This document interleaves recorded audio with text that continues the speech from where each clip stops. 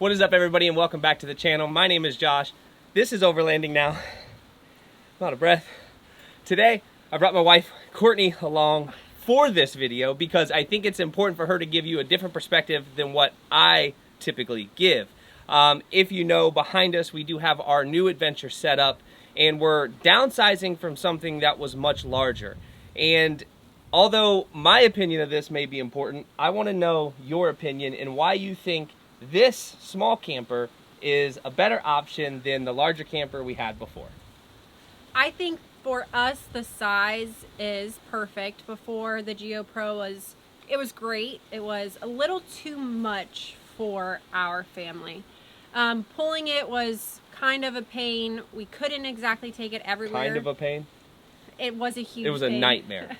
We couldn't exactly take it everywhere that we want to go. So downsizing to this little guy behind us, we can take it everywhere that we want to go and not have to worry about leaving it anywhere and then getting back to it for Remington to be inside in case we were in any bad weather. We can take it on the trails. We can put a tent on top of it for extra sleeping quarters, or you can sleep in the car. Which is where I'm going to be, because it's not big enough on the inside for 3 people. No. Comfortably. Not comfortably. I'm not doing it. Not with you two. That's fine. You can sleep in the car. That's where I'm going to sleep. We still have the Galley kitchen in the back.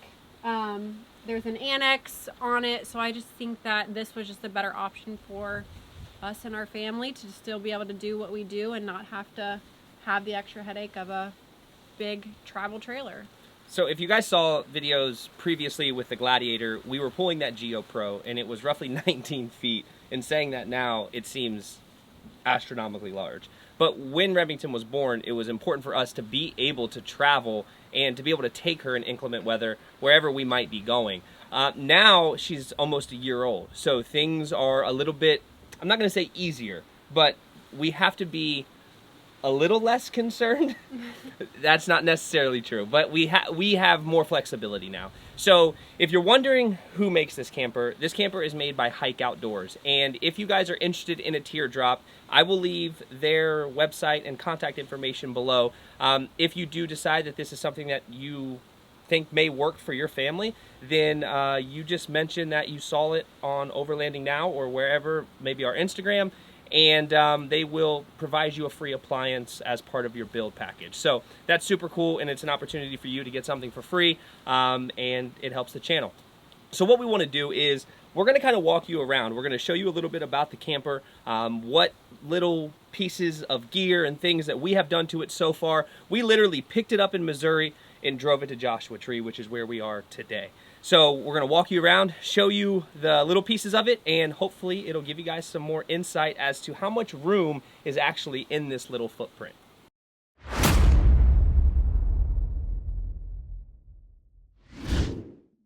Okay, so starting off like back here in the galley, this was one thing that obviously was super important to us, to be able to have some type of space to cook and to store the camp kitchen and the things that we have.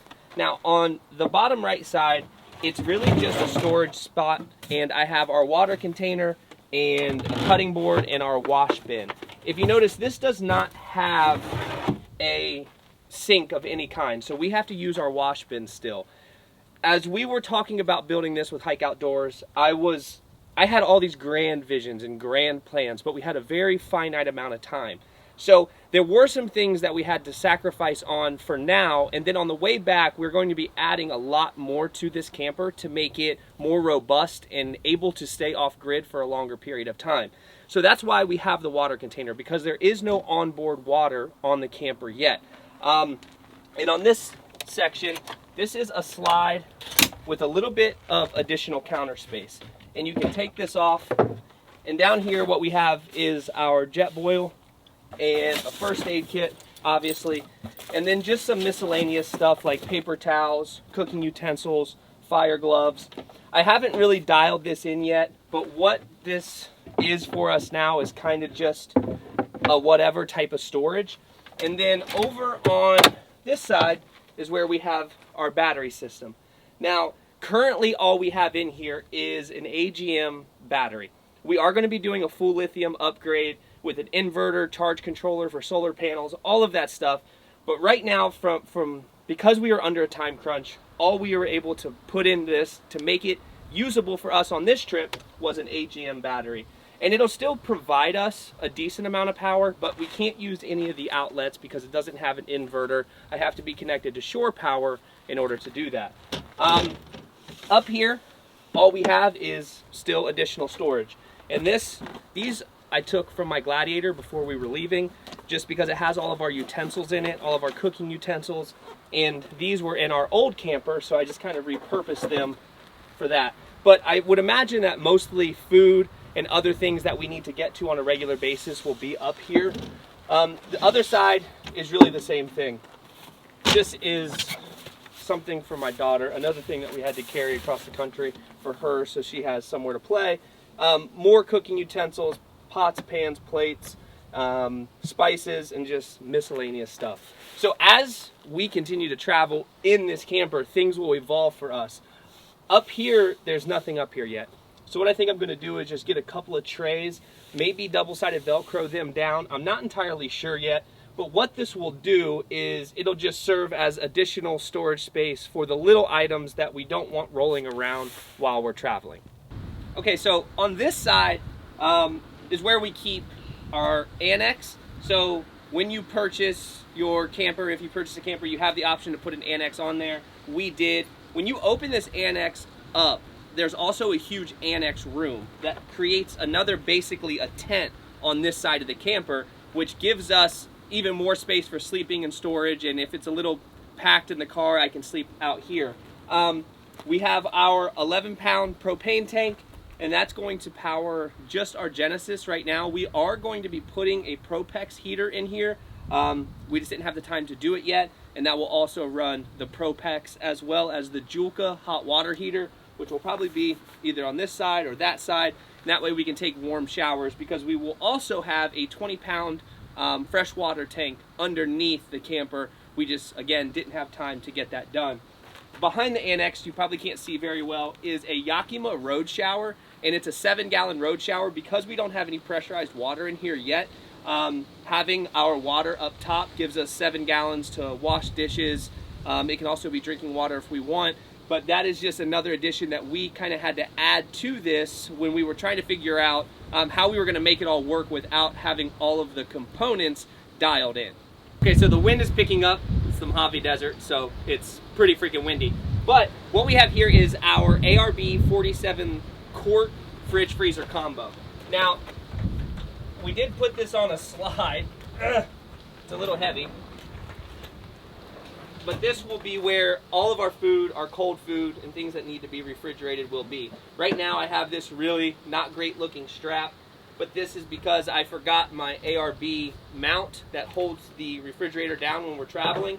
So this slide, I think it's a 300-pound slide, and we're able to have our fridge and everything in here to keep our food cold when we need something, drinks as well.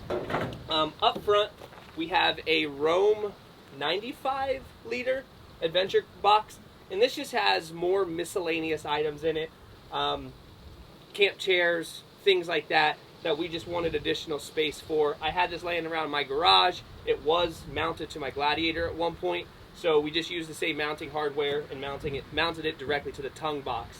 Now this tongue box is an all steel tongue box, and on the other side I have a 3.4 kilowatt lithium battery pack, and that's a story for another day, but that's what's going to power a lot of the stuff that we have, because we only have that one AGM battery, and it's just not really going to be enough in order to power everything that we need.